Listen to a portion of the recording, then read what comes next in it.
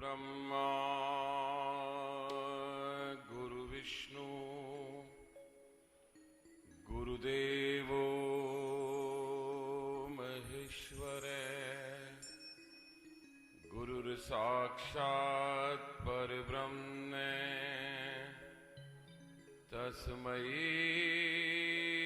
श्री गुरुवे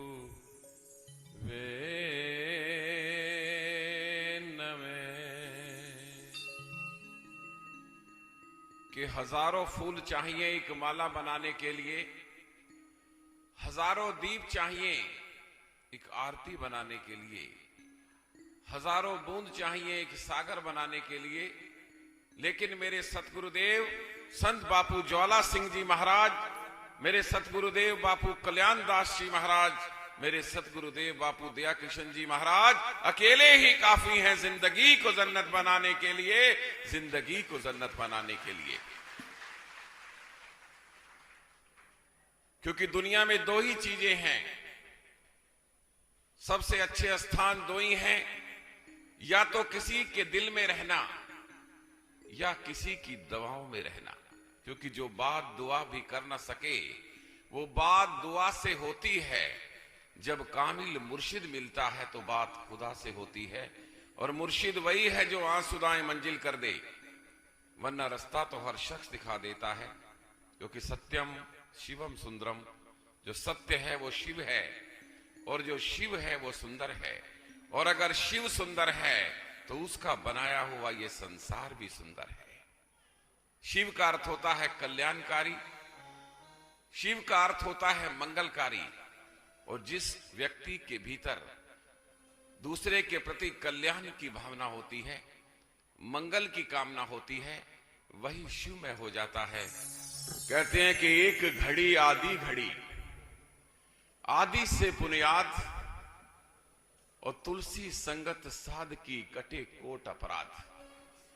एक घड़ी से आदि घड़ी भी यदि हमारी सत्संग के अंदर लग जाए, आदि से भी आदि, तो भी हमारा जीवन धन्य हो जाए।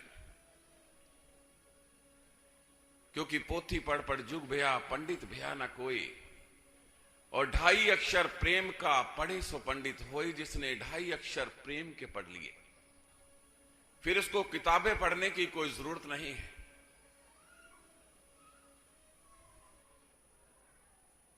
एक ब्रह्मनिष्ठ महात्मा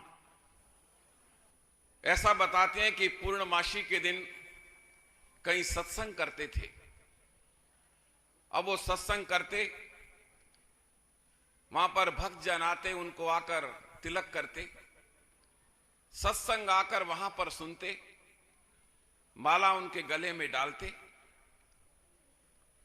अब इस दृश्य को कहते हैं कि एक गवाला देखता, नित्य देखता, उसके भीतर भी एक ललक हो गई, उसके भीतर भी एक जिज्ञासा पैदा हो गई कि मैं भी क्यों ना संत महापुरुषों को तिलक करूं, 2 घड़ी जाकर संत महापुरुषों के चरणों में बैठकर सत्संग सुनो। अब लगन ही है इंसान की जो गगन तक पहुंचा देती है, जहां चाह है वहां रहा है। अब उस गवाले के मन के अंदर जब ये बात आई कि चलो 2 घड़ी से ही चलो संत महापुरुषों के चरणों में मैं बैठ जाता हूं, अब उसने क्या किया, देखा देखी ही, क्योंकि लोग वहां पर जा रहे थे, सब लोग आते, सत्संग सुनते, संत महापुरुषों के दर्शन करते, तिलक करते। उसके भीतर भी इच्छा पैदा हो गई। उसने क्या किया कि एक दिन एक हार लिया,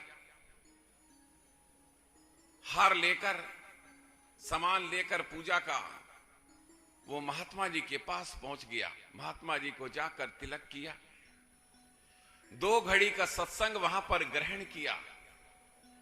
ग्रहण करने के बाद उसने क्या किया, वापिस आया।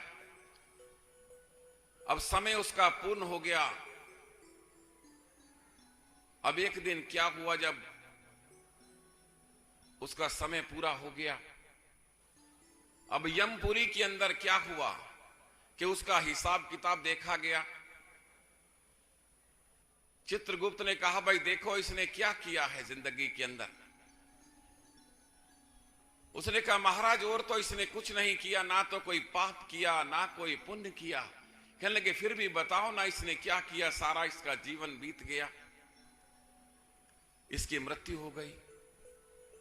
कहने लगे हाँ महाराज एक काम इसने किया है कि इसने 2 घड़ी संत महापुरुषों के चरणों में बैठकर, वो भी देखा देखी, महापुरुषों को तिलक किया, गले में हार डाला, 2 घड़ी सत्संग सुना। चित्रगुप्त ने कहा कि ऐसा है, इसका ये खाता है? कहने लगे हाँ महाराज। तो यमराज ने कहा कि भाई ऐसा करते हैं कि इसको 2 घड़ी के लिए, क्योंकि ये 2 घड़ी संत महापुरुषों के चरणों में बैठा, इसको 2 घड़ी के लिए इंद्र का राज्य दे देते हैं, इंद्र बना देते हैं इसे 2 घड़ी के लिए। अब आप देखिए कि उसको 2 घड़ी के लिए इंद्र बना दिया गया। अब 2 घड़ी के लिए जब उसको इंद्र बना दिया गया, लेकिन उसको क्या हुआ, खुशी ना हुई, क्योंकि वो जिंदगी जीना नहीं जानता था।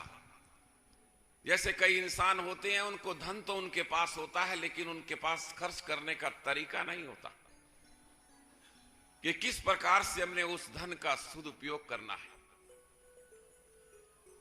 अब उसको मिल गया इंद्र का आसन, लेकिन मन के अंदर कोई खुशी नहीं, क्योंकि मन की आदत क्या है, जो मिल जाता है उसको इंसान भूलता चला जाता है।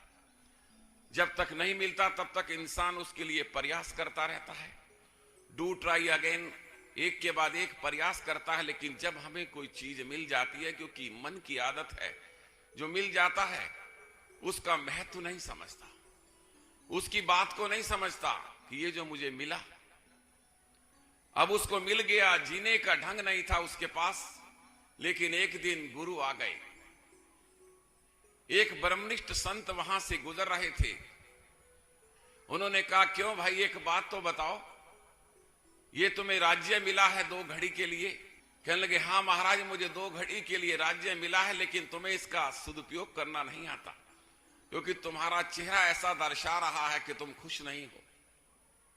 कहने लगे हाँ महाराज मुझे पता नहीं है। कहने लगे तुम्हें मिला कैसे ये? कहने लगे ऐसा है महाराज, मुझे ये जो 2 घड़ी के लिए इंद्र का आसन मिला, क्योंकि मैं 2 घड़ी संत महापुरुषों के चरणों में बैठकर मैंने सत्संग श्रवण किया। कहने लगे भाई अगर तू 2 घड़ी अगर तूने ये किया तो 33 करोड़ देवी देवता तेरी सेवा में बैठे हैं। अरे भाई अगर तूने अपना ये 2 घड़ी का समय का अगर तुमने सदुपयोग कर लिया, क्योंकि समय है दुनिया के अंदर जो सबसे कीमती है, समय से कीमती दुनिया के अंदर कोई चीज नहीं है। एक बात आप समझना, समय है जो निर्धन को धनवान बना देता है, निर्बल को बलवान बनवा देता है, और समय है जो इंसान को दर दर की ठोकरें खाने पर मजबूर कर देता है। इसीलिए कहते हैं कि जो कल करना है उसे आज कर ले, जो आज करना है उसे अभी कर ले, और जो अभी करना है उसे तुरंत कर ले, क्योंकि कल दुनिया के अंदर आने वाला नहीं है। अब उस गुरु ने, उस महात्मा ने उसको गुर दे दिया, विधि बता दी, मेथड बता दिया, तरीका बता दिया समय के सदुपयोग करने का। उसने कहा अगर तुझे 2 घड़ी अगर तू महात्मा जी के चरणों में बैठा, तुझे ये इंद्र का आसन मिल गया, और अगर तूने इस 2 घड़ी का सदुपयोग किया तो न जाने तेरे पर क्या कृपा हो जाए। क्योंकि जो चाह से मिलता है उसको चाहत कहते हैं, जो मांगने से मिलता है उसको मन्नत कहते हैं, लेकिन जो बिना चाह और मांगने के मिलता है उसे गुरु की रहमत कहते हैं, गुरु की रहमत कहते हैं। ये गुरु की ही कृपा होती है। आप देखिए, अब गुरु ने उसको गुर बता दिया, मेथड बता दिया, जीने का तरीका बता दिया कि आप अपने समय का सदुपयोग करो। सोच बदल गई। अब जैसे ही उसकी सोच बदली, उसने क्या किया, उस 2 घड़ी जो उसको और समय मिला हुआ था, उसने क्या किया, सेवा करनी शुरू कर दी, भलाई के कार्य करने शुरू कर दिए, जगह जगह लंगर लगाने शुरू कर दिए, भंडारे के योजन करने शुरू कर दिए। इतने में ही कहते हैं कि वे दूत वहां पर आ गए। कहने लगे ऐसा है, आपने पहले 2 घड़ी का सदुपयोग किया, और ये जो आपको घड़ी मिली थी इसका आपने सदुपयोग किया है, अब आपको लिए 100 वर्ष के लिए इंद्र का आसन दे दिया जाता है। आप ये देखिए कि अगर हम अपने जीवन का एक घड़ी, आधी घड़ी और आधी घड़ी पुनः हाथ, अगर एक घड़ी से आधी घड़ी और आधी घड़ी से भी हमने अपना एक क्षण, एक सेकंड भी अगर हमने इस तरफ लगा दिया तो हमारा जीवन बदल गया। जिसके ऊपर गुरु की रहमत हो जाती है, देखिए गुरु की कृपा हो जाती है। आप देखिए कि एक बेटी और पिता दोनों एक बार पुल को पार कर रहे थे। ये गुरु की रहमत देखिए, जिसने गुरु का पल्ला पकड़ लिया जिंदगी के अंदर और जिसके जीवन के अंदर पूर्ण गुरु आ गया, जिंदगी के आप किसी भी मकाम पर पहुंच जाएं, अगर आपने अपने गुरु को याद कर लिया। हम हमेशा कहा करते हैं कि जब तेरे से ना सुलझे तेरे उलझे हुए धंधे, तो परमात्मा के विश्वास पर छोड़ दे तू बंदे, और वही तेरी मुश्किल आसान करेगा। जो तू न कर सका वो तेरा भगवान करेगा, जो तू न कर सका वो तेरा भगवान करेगा। जो गुरु पर छोड़ देते हैं उनका जीवन धन्य हो जाता है। अब एक बच्ची अपने पिता के साथ जा रही थी, एक पुल को पार कर रही थी। बात को आप समझना।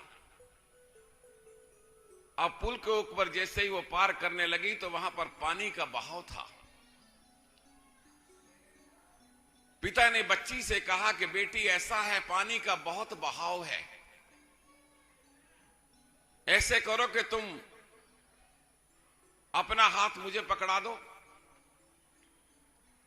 जब दोनों ने ये बात की, क्योंकि नीचे नदी बह रही थी, ऊपर पानी चल रहा था, जब बच्ची की ओर संकेत किया कि बच्ची तुम मेरा हाथ पकड़ लो, पिता ने कहा अच्छा बेटी, मैं अगर तेरा हाथ पकड़ लूं, लेकिन तू अगर मेरा हाथ पकड़ ले तो क्या फर्क पड़ता है। उस बच्ची ने कहा पिताजी बात यह है, अगर मैं आपका हाथ पकड़ूंगी, अगर कोई अचानक कोई घटना घटित हो गई तो हो सकता है कि मैं आपका हाथ छोड़ दूं, लेकिन मुझे ऐसा विश्वास है मेरे पिताश्री, अगर आपने मेरी उंगली पकड़ ली, यदि आपने मेरा हाथ पकड़ लिया, कैसी भी स्थिति आ जाए, लेकिन आप मेरा हाथ छोड़ेंगे नहीं। ऐसे ही अगर आपका पल्ला अगर गुरु ने पकड़ लिया है तो गुरु आपको भवसागर से पार जरूर कर देंगे, भवसागर से पार आपको जरूर कर देंगे, यदि आप उस गुरु के ऊपर विश्वास रखोगे। क्योंकि दिल अगर न माने खुदा कोई हकीकत ही नहीं, और दिल अगर मान ले तो पत्थर भी खुदा होता है। अगर गुरु ने आपका पल्ला पकड़ लिया तो आपका जीवन धन्य हो गया। देखिए नन्ही सी चींटी, मान लो कि अगर वो दिल्ली के अंदर अपने किसी घर के अंदर रहती है और अगर वो अपने घर की यात्रा कर रही है, बात को समझना, तो उसको कितने चक्कर लगाने पड़ते हैं भाई। घर की यात्रा के लिए ही उस छोटी सी चींटी को बहुत चक्कर लगाने पड़ते हैं। लेकिन काश अगर वही चींटी किसी व्यक्ति की कमीज के ऊपर बैठ जाए, किसी का पल्ला पकड़ ले, तो आप देखिए उस चींटी ने अगर वहां से गदरपुर आना हो, इस दरबार के अंदर आना हो और दर्शन करने हो, तो आप ये देखिए, और उस व्यक्ति ने अगर दिल्ली से गदरपुर आना है तो उस चींटी को कोई प्रयास नहीं करना पड़ेगा। बिना प्रयास के अगर वो व्यक्ति गाड़ी के अंदर बैठकर यहां आ रहा है तो वो बिना प्रयास के ही वो चींटी गदरपुर धाम के अंदर पहुंच जाएगी। ऐसे ही जो व्यक्ति हमने बताया कि जो गुरु का पल्ला पकड़ लेते हैं वो अनायास इस भव से पार हो जाते हैं। जिन्होंने गुरु की शरण ले ली, जो गुरु के जिन्होंने चरणों के अंदर अपना शीश कर दिया, हम ये भी कहते हैं कि जब भी आप अपने जीवन के अंदर समर्पण करो तो आपका 100% समर्पण होना चाहिए। और जब भी आपने समर्पण किया, आपका जीवन बदल गया। हमारे विश्वास, हमारी श्रद्धा की बात अभी मैं पढ़ रहा था एक बहुत सुंदर भाव विश्वास का। हमने बताया कि अगर इंसान मानो तो मैं गंगा मां हूं, ना मानो तो बहता पानी। एक व्यक्ति बहुत परेशान, अब इतना परेशान, जब कोई इंसान परेशान होता है तो जगह जगह पर वो जाता है कि कहीं से मेरा रास्ता निकल जाए। एक व्यक्ति ने उसको कहा कि भाई तू बहुत परेशान है, देखिए परमात्मा तो आपके ऊपर निरंतर कृपा करता रहता है, हर समय आपके ऊपर नजर इनायत है उस परमात्मा की, उसकी बख्शिश हर समय हो रही है। सूर्य तो हर समय अपना प्रकाश दे रहा है, अब उससे कौन लाभ ले सकता है? ये तो वो इंसान ही समझता है। अब वो व्यक्ति परेशान, क्योंकि आज कोई तन दुखी, कोई मन दुखी, कोई धन से रहत उदास, और थोड़े थोड़े सब दुखी और सुखी राम के दास। हर इंसान कोई ना कोई दुख उसके भीतर समाया हुआ है। वो रास्ता ढूंढता रहता है कि कहीं से मुझे कोई मार्ग मिल जाए, कहीं से कोई मुझे बुद्धिजीवी मिल जाए जो मेरे जीवन को बदल दे, मेरे इस दुख दर्द से मुझे दूर कर दे। एक व्यक्ति उसको मिला, कहने लगे भाई ऐसा कर, तू बड़ा परेशान रहता है ना। कहने लगे हाँ। तू ऐसे कर, तू ठाकुर जी की पूजा कर, ठाकुर जी की मूर्ति ले आ और अपने घर के अंदर रख, पूजा कर। अब वो ठाकुर जी की मूर्ति ले आया, अपने घर के अंदर आकर उसने ठाकुर जी की मूर्ति रख दी। रोज धूप बत्ती करता, 6 महीने बीत गए। कहने लगे भाई ये जो ठाकुर हैं ये कुछ मेरा करने वाले नहीं है। थोड़े दिन के बाद उसने सोचा कि ऐसे करता हूं, भगवान शंकर की मेरे पर कृपा हो जाएगी। अब भगवान शंकर और पार्वती जी की एक मूर्ति ले आया। उसने क्या किया कि ठाकुर जी की जो मूर्ति थी वो वहां से उठाई और उससे ऊपर वाले स्टेप पर रख दी, और इधर भगवान शंकर और पार्वती जी की मूर्ति नीचे स्थापित की। अब नित्य जो उसका नियम था, उसने क्या किया, चलो भोले शंकर की पूजा करता हूं। अब भोले शंकर और पार्वती जी की वो पूजा करने लग गया, क्योंकि परेशान आदमी तो हर वक्त कहीं से मिलता है, कहीं से मुझे रास्ता मिल जाए, कोई मेरे पर रहमत कर दे, कोई मेरे पर कृपा कर दे। अब उसने क्या किया, एक दिन अचानक वो धूप बत्ती कर रहा था। धूप बत्ती करते करते क्या हुआ कि वो जो धूप का धुआं था, जो अगरबत्ती का धुआं था, वो ऊपर ठाकुर जी के नाक की तरफ जाना शुरू हो गया। उसके भीतर एक ख्याल आया कि मेरे ठाकुर को तो बहुत परेशानी हो रही होगी, इनके नासिका के अंदर धुआं जा रहा है। उसने क्या किया, अपना हाथ ठाकुर जी की ओर किया। जैसे ही ठाकुर जी की ओर किया तो ठाकुर जी ने अपना हाथ बाहर निकाल लिया, उसका हाथ पकड़ लिया। एकदम ठाकुर जी प्रकट हो गए। उस व्यक्ति ने कहा, ठाकुर जी एक बात तो बताओ, मेरी समझ में नहीं आई, मैं आपकी इतने दिन पूजा करता रहा, आपने दर्शन नहीं दिए, लेकिन आज ठाकुर ने कहा, बांके बिहारी जी ने कहा कि भाई ऐसा है, मैं तो वहीं था, बस तुझे उस बात का एहसास नहीं हो रहा था। जिस दिन इंसान को एहसास होना शुरू हो जाता है कि जर्रे जर्रे में है झांकी भगवान की, लेकिन किसी सूझ वाली आंख ने पहचान की, जिसके पास वो सूझ की आंख है, जिसके पास वो गुरु की दी हुई आंख है, अगर वो हमें वो दिव्य दृष्टि मिल जाए तो परमात्मा तो हमारे हर जगह, जहां भी हमारी दृष्टि जाती है, वही परमात्मा का रूप है। लेकिन हम इस बात को समझते नहीं हैं। मैं अभी एक स्टोरी पढ़ रहा था, बड़ी सुंदर। जहां से भी कोई अच्छी चीज मिले उसे ग्रहण कर लेना चाहिए। वो कहते हैं कि भाई या तो सास चंगी होवे तो या दीवार ते टंगी होवे, ऐसा इंसान बोल देते हैं। लेकिन ऐसी बात नहीं है। दुनिया के अंदर बहुत अच्छे अच्छे लोग भी हैं, अच्छी अच्छी माताएं भी हैं। अपनी फीलिंग की बात है कि आदमी, इंसान किस प्रकार से उसको, क्योंकि हमारे अंदर सहन शक्ति की कमी है। लेकिन जब हमारे भीतर प्यार पैदा हो जाता है, प्रेम पैदा हो जाता है, और हमें पता चल जाता है कि किस प्रकार से हमने जीना है। एक युवती, उसका नया नया ब्याह हुआ, अब उसकी शादी हुई, अब शादी हो जाने के बाद आप देखिए क्या हुआ, उसकी और सास की आपस में पटी नहीं। 36 का दोनों का आंकड़ा,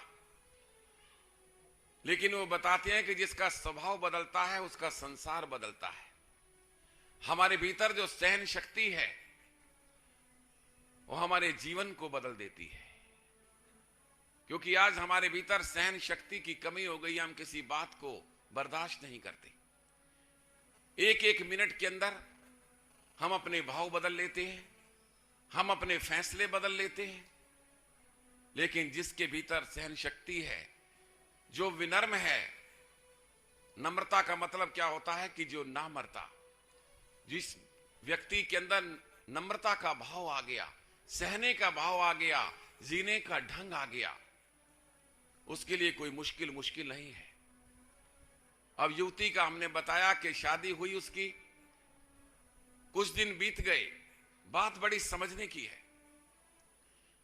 अब जब उसके कुछ दिन बीत गए, बीतने के बाद क्या हुआ, 4-5 महीने बीते, वो बच्ची बहुत परेशान हो गई। कहने लगे कि मेरा ऐसा है कि मेरा सास के साथ पटरी बैठ नहीं सकती।